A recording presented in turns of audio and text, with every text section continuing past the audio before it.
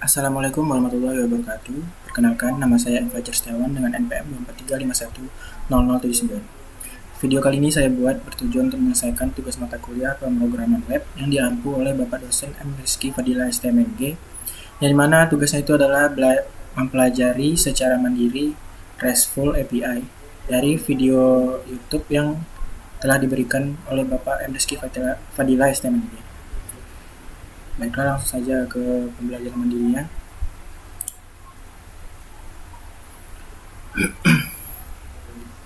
Halo teman-teman, selamat datang di course RESTful API, di mana di sini kita akan bahas tuntas ya tentang RESTful API. Sebelum kita mulai ke materi, kita akan kenalan dulu ya. Jadi nama saya adalah Eko Kurniawan dan saat ini saya kerja sebagai technical architect di salah satu e-commerce terbesar di Indonesia. Saya sendiri sudah kerja lebih dari 10 tahun dan biasanya di sela-sela saya bekerja, saya biasa menyempatkan diri berbagi tutorial soal programming ya di programmerzamanow.com atau di YouTube channel Programmer Zaman Now. Oke, kalau teman-teman ingin diskusi secara langsung dengan saya, teman-teman bisa kontak lewat Telegram saya, atau jangan lupa juga follow sosial medianya Programmer Zaman Now. Ada di Facebook, Instagram, YouTube, dan juga ada di Telegram channel. Kalau teman-teman butuh diskusi secara private, misalnya dari perusahaan teman-teman ingin konsultasi misalnya, teman-teman juga bisa email ke email pribadi saya di sini. Oke. Jadi materi ini bukanlah materi yang untuk awam banget ya. Jadi pastikan teman-teman sebelumnya sudah mengikuti course yang sebelumnya saya buat, yaitu HTTP, dan teman-teman juga mampu membuat website. Karena RESTful API ini teman-teman butuh 2 materi dasar ini ya, yang harus teman-teman kuasai sebelum teman-teman masuk ke RESTful API.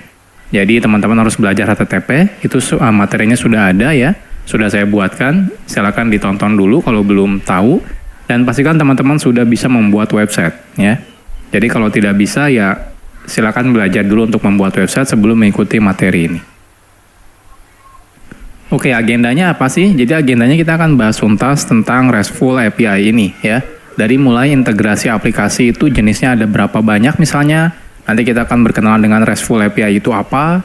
Nanti kita akan berkenalan dengan resource naming, versioning, API documentation, dan masih banyak. Kita bahas tuntas ya tentang RESTful API. Oke, nggak perlu berlama-lama intronya, kita akan langsung masuk ke materi.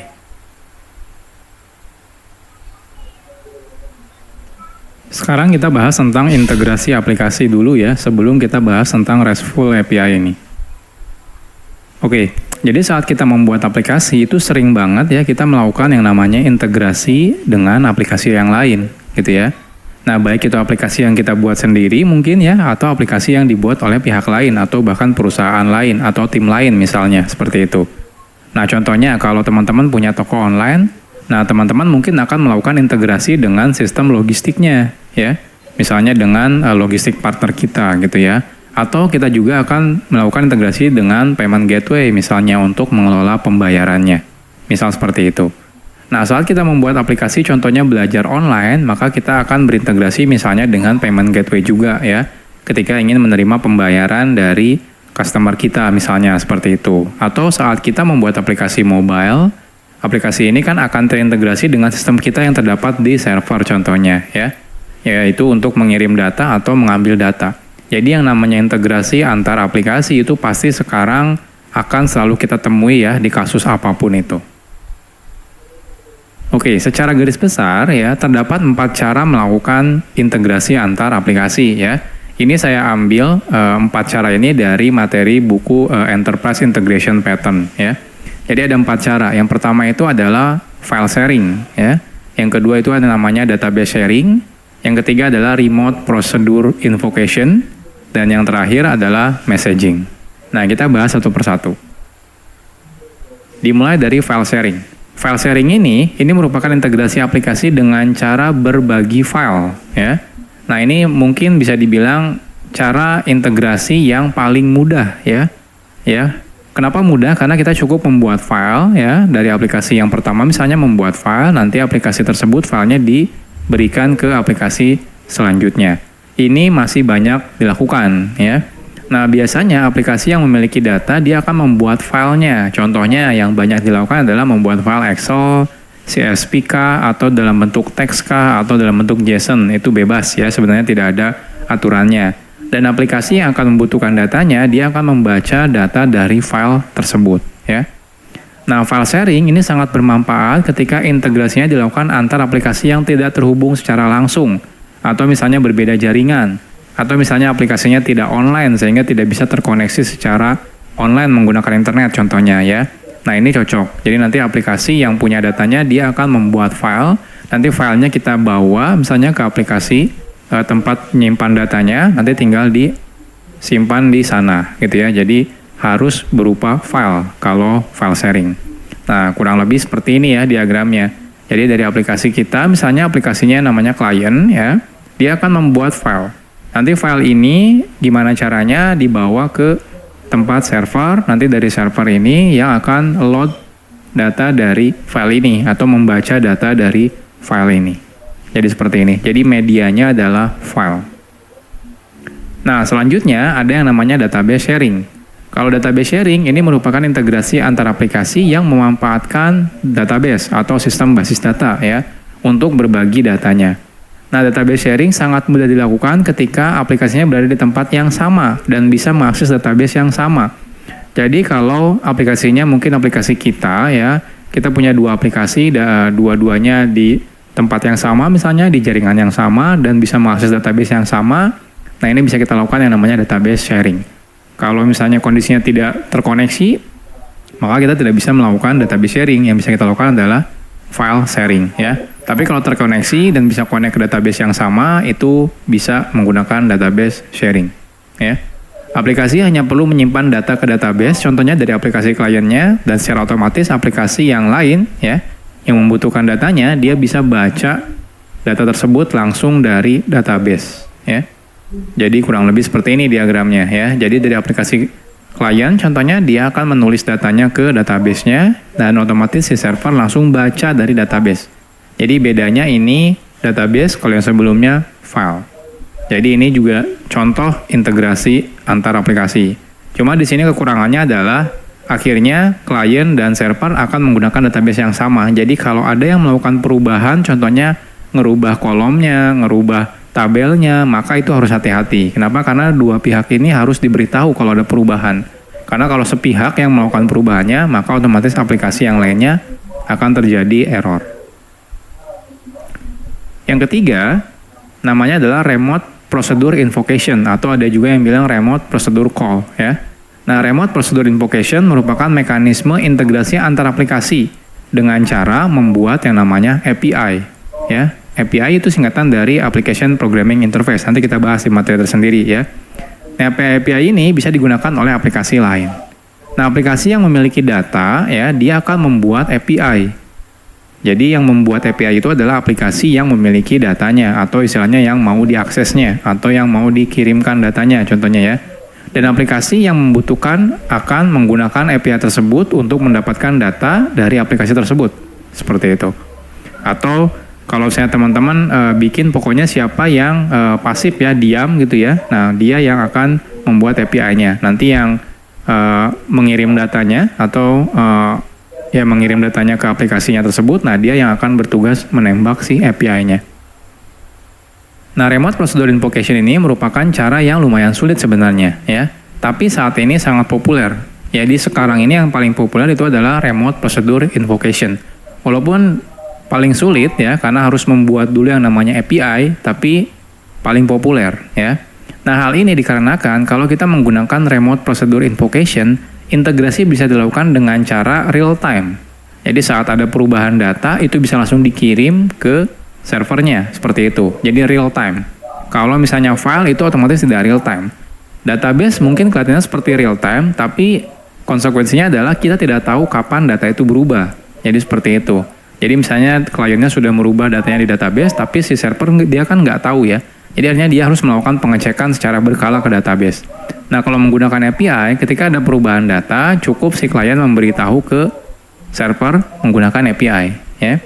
Nah, selain itu, kompleksitas internal data aplikasi tidak perlu diekspos ke aplikasi lain. Jadi kalau dari server, tabelnya bentuknya seperti apapun, ya tidak perlu diketahui lagi bentuk internal kompleksitasnya oleh si klien. Oke. Kalau digambarkan seperti ini. Jadi dari klien itu cukup nembak ke server secara langsung. Jadi tidak perlu media perantara seperti file atau database. Dan ini menggunakan API. Nah, artinya si server ini kalaupun dia memanage datanya gitu ya, itu sekompleks apapun, klien tidak perlu tahu. Kenapa? Yang klien tahu pokoknya harus mengirim menggunakan API seperti itu. Ya. Jadi ini remote procedure invocation. Nanti untuk lebih detail kita bahas ya. Oke, dan yang terakhir ada yang namanya messaging.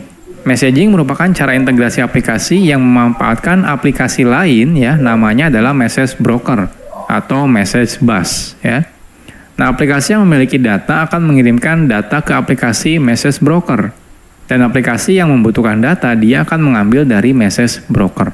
Ini lebih terlihat seperti database sebenarnya, cuma agak sedikit berbeda ya antara database dengan message broker. Jadi messaging ini sekilas mirip dengan remote procedure invocation sebenarnya, namun yang membedakan adalah messaging tidak real time. Jadi kalau API atau remote procedure invocation ketika kita nembak dari klien ke server itu real time. Jadi langsung gitu ya. Artinya kalau misalnya ada respon sukses atau gagal langsung tahu saat itu juga. Nah, kalau misalnya menggunakan messaging itu dia tidak real time. Saya kirim sekarang dari klien, mungkin dapatnya 2 atau 3 detik kemudian dari sisi servernya. Jadi tidak real time, ada istilahnya delay gitu ya. Nah, jadi kadang butuh waktu sampai data tersebut sukses diterima oleh aplikasi yang menerimanya. Atau sederhananya, kalau misalnya messaging itu prosesnya adalah asinkronus ya. Sedangkan kalau remote procedure invocation itu adalah sinkronus ya. Kalau sinkronus intinya ditunggu sampai selesai atau sampai sukses. Kalau misalnya asinkronus itu dikirim nggak ditunggu lagi gitu ya. Jadi dibiarkan aja. Kurang lebih seperti ini. Jadi mirip mungkin seperti database ya. Cuma bedanya ketika klien mengirim data ke sini ya. Jadi ini sebenarnya mirip API call juga. Jadi dari klien ketika manggil ke sini ya. Cuma beda lewat perantara message bus. Nah, ketika klien mengirimkan ke message bus, data tersebut walaupun belum nyampe ke server, maka si klien tidak akan memperdulikannya. Jadi cuma ngirim, udah selesai. Ya. Nah, nanti kalau datanya misalnya terlalu banyak, nanti dia akan numpuk di message bus. Nanti dari sini, si server ini akan mengambil datanya ya, yang ada di message bus. Jadi ini mirip gabungan antara API, remote procedure invocation dan juga database. Ini adalah messaging. Jadi ini adalah 4 tipe cara integrasi aplikasi.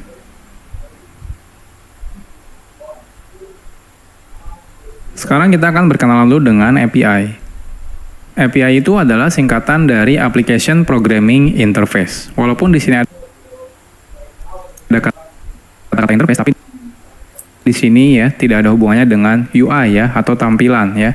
Jadi tolong jangan disalahpahami. Nah, API ini adalah perantara yang menghubungkan satu pihak dengan pihak yang lain agar bisa saling berkomunikasi. API berisi kumpulan prosedur atau juga function atau cara komunikasi atau peralatan untuk melakukan komunikasi ya. Nah, pihak yang terlibat di dalam API itu bisa aja dalam bentuk perangkat lunak atau juga perangkat keras ya. Nah, API sebenarnya mirip dengan remote procedure invocation gitu ya. Hanya saja sekarang ya lebih populer orang memanggilnya adalah API. Padahal sebenarnya itu adalah remote procedure invocation ya. Jadi kalau ditanya apa bedanya ya sebenarnya sama aja ya remote procedure invocation dengan API. Oke, jadi diagramnya seperti ini ya. Ini beneran diagram remote procedure invocation. Jadi dari klien kalau butuh komunikasi dengan server, maka di server dia akan bikin API di sini di servernya ya, bentuknya API. Jadi nanti dari klien dia bisa terkoneksi ke server. Seperti itu. Oke. Nah, saat kita menggunakan sistem operasi, jadi kalau teman-teman pengen tahu ya, pengennya gimana sih ya, apa sih bentuk API contohnya? Jadi contohnya, kalau kita menggunakan sistem operasi kan tidak bisa langsung ya berkomunikasi dengan perangkat kerasnya. Nah, dia itu butuh API ya. Jadi dari sistem operasi untuk komunikasi dengan perangkat kerasnya, dia butuh API. API-nya berupa apa? API-nya biasanya berupa software driver contohnya. Jadi kalau teman-teman suka menginstal PC ya, personal komputer ya, Biasanya kan kita setelah pasang semua perangkat kerasnya, ketika kita install sistem operasinya kan biasanya nggak bisa langsung di-tag misalnya PGA-nya lah dan sebagainya. Itu biasanya kita butuh install drivernya. Nah, driver itu adalah API-nya, gitu ya. Jadi orang selalu mikir kalau API itu adalah bentuknya adalah RESTful API, nggak juga gitu ya. Jadi sebenarnya seperti itu pun namanya adalah API ya. Jadi software yang digunakan agar bisa terintegrasi antara dua pihak, pihak sistem operasi dan pihak perangkat keras. Atau misalnya kita ingin berkomunikasi dengan aplikasi Facebook misalnya ya. Nah, kita akan membutuhkan API dari Facebook. Jadi kalau teman-teman bikin website, pengen login dengan Facebook, artinya kan teman-teman akan menggunakan API yang dibuat oleh Facebook untuk terintegrasi dengan Facebook-nya. Jadi ada API Facebook-nya, ada aplikasi kita, dan data yang di Facebook-nya. Jadi API Facebook itu mengintegrasikan aplikasi kita dengan Facebook itu sendiri. Jadi seperti itu. Jadi API itu memang digunakan untuk perantara dua buah pihak gitu ya. Dan masih banyak lagi contoh-contoh yang lainnya. Oke, ini adalah contoh implementasi API. Jadi kalau API itu kan simple ya, dia itu sebenarnya perantara ya antar dua pihak. Entah itu bentuknya seperti driver kah atau nanti perangkat lunak kah ya, dan bebas sebenarnya. Dan ini adalah contoh-contoh implementasi API. Contohnya adalah driver perangkat keras. Ini adalah API misalnya untuk sistem operasi agar bisa berkomunikasi dengan perangkat kerasnya ya. Atau ada juga yang namanya SOAP. SOAP itu singkatan dari Simple Object Access Protocol. Ini juga salah satu implementasi dari API ya. Atau ada yang namanya CORBA. Ini kalau dulu itu terkenal banget, tapi sekarang mungkin udah jarang digunakan ya. Ini adalah Common Object Request Broker Architecture. Nah, atau ada juga RESTful API yang sekarang kita akan bahas dan sekarang paling populer ya penggunaannya untuk implementasi API. Bentuknya adalah RESTful API. Ada yang lain juga, contohnya Apache Trip yang dibuat oleh Facebook ya. Digunakan untuk membuat API untuk komunikasi dengan database Apache Cassandra misalnya ya. Ada protokol buffer yang dibuat oleh Google. Ada juga gRPC yang dibuat oleh Google juga ya, yang sekarang lagi populer ya, terutama di bahasa pemrograman Golang misalnya. Dan lain-lain. Jadi semua ini adalah API sebenarnya ya. Cuma memang implementasinya beda-beda caranya, tapi intinya dia atau semua ini adalah API.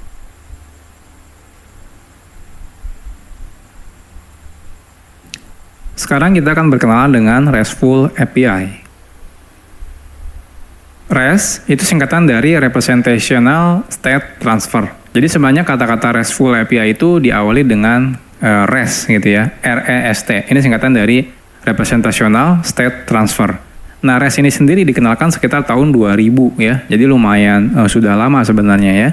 Nah, dia itu yang mengenalkan pertama kali namanya adalah Roy Fielding ya. Dan ini dibuat atau dikenalkan dalam disertasinya. Jadi di sini ada nih linknya. Kalau teman-teman pengen lihat detailnya ya, awal mula ide dari RESTful API ini itu adalah di sini ya. Teman-teman bisa baca di sini.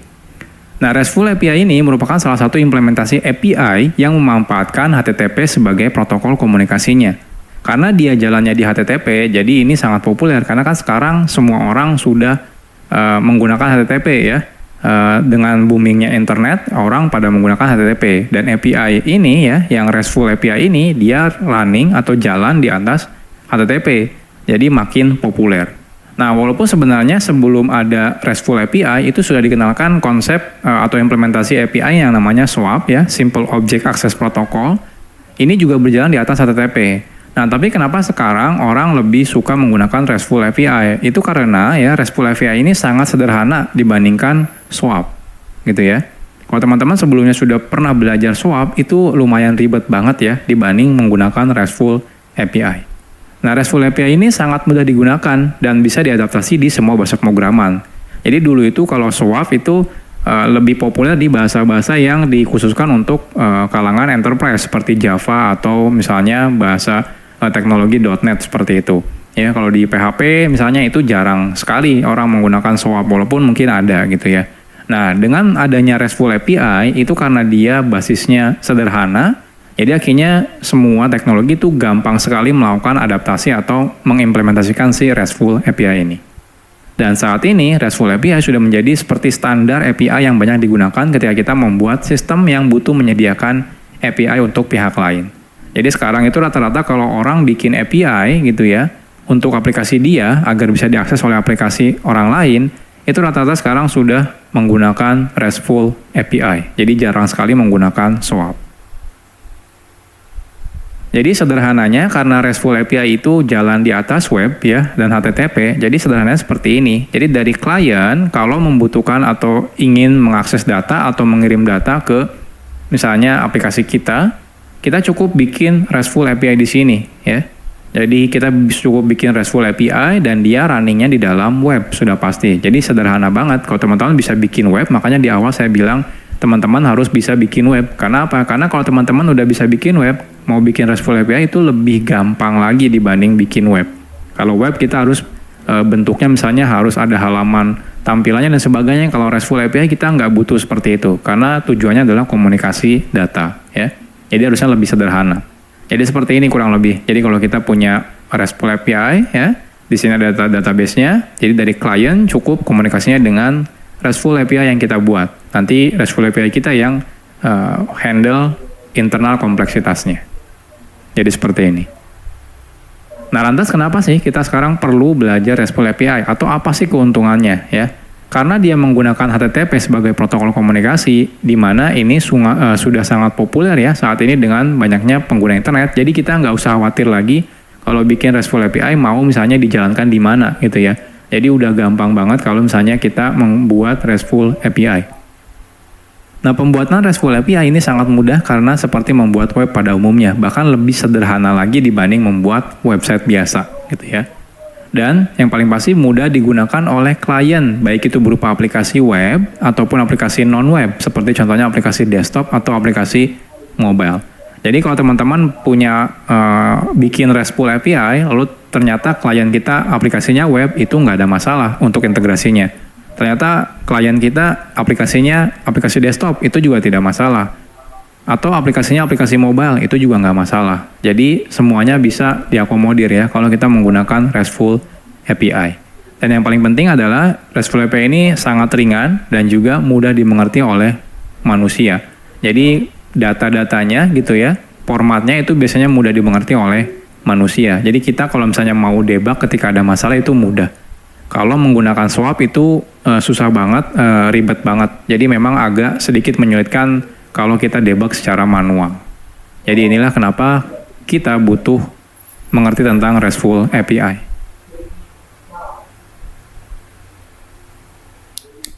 Sekarang kita bahas tentang architectural constraint. Jadi REST atau Representational State Transfer ini kan merupakan arsitektur pattern yang dikenalkan oleh Roy Fielding tahun 2000. Nah REST ini didesain berjalan di atas HTTP, jadi seperti yang sudah kita bahas. Nah, atau ada juga yang bilang kalau ini adalah web services, ya. Jadi API web services. Jadi maksudnya apa web services itu? Jadi layanan yang berjalan di atas web atau API yang berjalan di atas web. Nah, kenapa dibilang web services? Karena sebenarnya banyak sekali selain RESTful. Contohnya ada SOAP, itu juga jalan di atas ini ya, dia jalan di atas web. Nah, Roy Fielding ini memperkenalkan beberapa design principle, ya. Jadi ketika kita membuat REST, jadi kalau teman-teman mau bikin RESTful API yang baik, teman-teman harus mengikuti desain prinsipalnya, ya. Oke, kita akan bahas di sini. Jadi ini berikut adalah desain prinsipal ya agar web service kita ya atau web API kita ini benar-benar sesuai dengan kaidah RESTful API. Jadi ada banyak di sini. Contohnya ada client server, stateless, cacheable, uniform interface, layered system, ada code on demand. Oke, kita akan bahas satu persatu ya. Oke, dimulai dari yang pertama adalah client servernya. Jadi, desain prinsipal pertama, dia harus basisnya adalah client server. Jadi, kalau teman-teman bikin RESTful API, harusnya memisahkan antara kompleksitas data internal dengan data yang akan diekspos ke klien. Artinya apa? Artinya aplikasinya harus dalam bentuk kayak tadi ya, server. Jadi bukan nge-expose database-nya seperti integrasi menggunakan database atau mengekspos menggunakan file. Jadi bukan seperti itu. Jadi bentuknya harus client server. Makanya RESTful itu harus yang ketiga cara integrasinya yaitu menggunakan remote procedure invocation. Jadi tidak bisa yang pertama menggunakan file sharing, tidak bisa menggunakan database sharing, tidak bisa menggunakan message broker. Karena kalau kita menggunakan tiga itu artinya kita akan mengekspos kompleksitas tipe data, jenis data ke klien ya. Jadi seperti ini. Nah, oleh karena itu RESTful API harusnya menggunakan arsitektur client server ya.